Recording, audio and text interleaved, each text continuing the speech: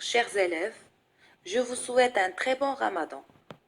Aujourd'hui, je vais vous présenter la proposition subordonnée relative. À la fin de cette vidéo, vous serez capable de reconnaître et d'identifier les subordonnés relatifs, les pronoms relatifs et les employer correctement. Vous êtes prêts? Allons-y. Commençons par le premier exemple. Notre joie était de descendre de la montagne. La montagne se trouvait derrière ce pont. Tout d'abord, il faut indiquer qu'il s'agit de deux phrases indépendantes.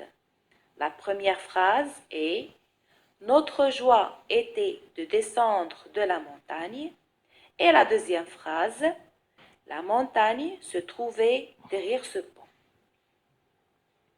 Comme vous l'avez remarqué, il y a un mot qui se répète dans les deux phrases.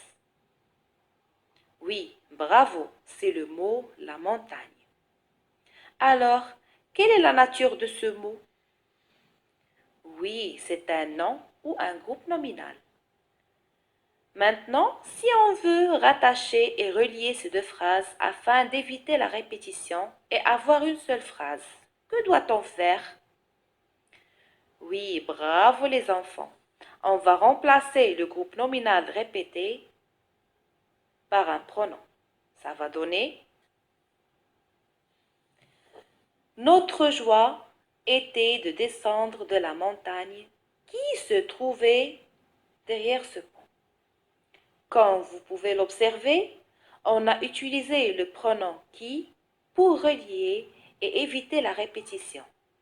C'est pour cela qu'on le nomme pronom relatif parce qu'il relie deux propositions.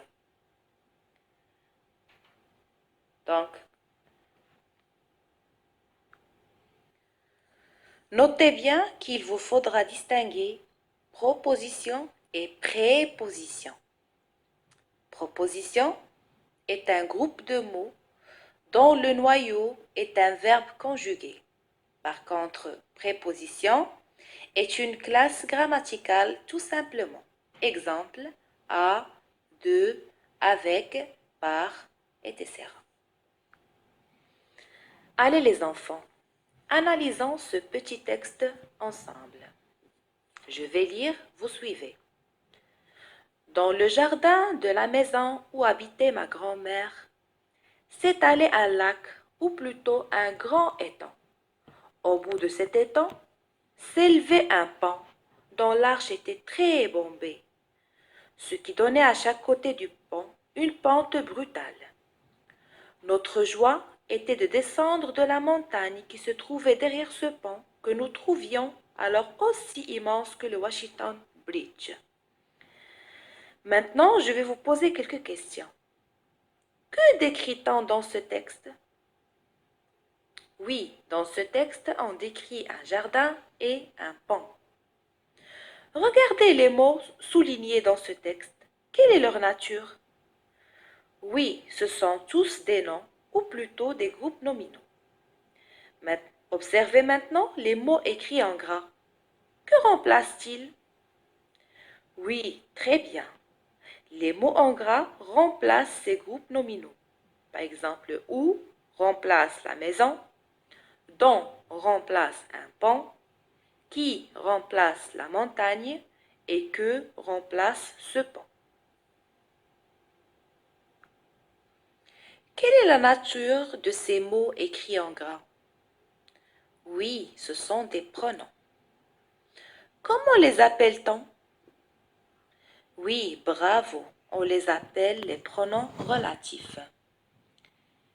Qu'appelle-t-on les mots qu'ils remplacent? Oui, bravo, on les appelle des antécédents. Quel nom donne-t-on à la phrase introduite par un pronom relatif? Oui, c'est très bien, c'est la proposition subordonnée relative. Retenez, mes enfants, que la proposition relative donne des précisions, des renseignements sur le nom noyau du groupe nominal et la partie en groupe nominal. Elle est introduite par un pronom relatif. Par exemple, qui, que, dont ou lequel. Il y en a d'autres bien sûr. Elle contient un verbe conjugué. Par exemple, l'élève qui arrive est en CM1. Elle ne peut pas se déplacer et par contre, elle peut être supprimée. Concernant les pronoms relatifs qui introduisent la proposition subordonnée relative et ils représentent le nom antécédent, peuvent être soit simples invariables, par exemple qui, que, dont, ou ils peuvent être composés variables, par exemple lequel, laquelle, lesquels, lesquels, auquel, à laquelle, duquel, de laquelle. Et ils ont bien sûr plusieurs fonctions. Par exemple, ils peuvent être sujet, complément d'objet direct, complément d'objet indirect, complément du nom ou un complément circonstanciel. Passons aux exercices d'application. Exercice numéro 1. Je complète les phrases avec un pronom relatif qui convient. L'exercice numéro 2. J'entoure les pronoms relatifs et j'encadre leurs antécédents. Je vous laisse quelques instants pour réfléchir.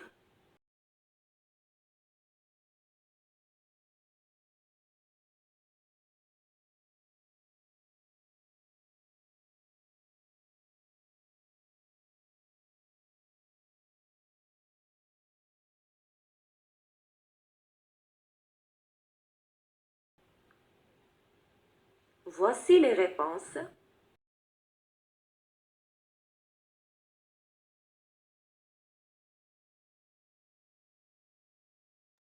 Je vous remercie pour votre attention et à la prochaine.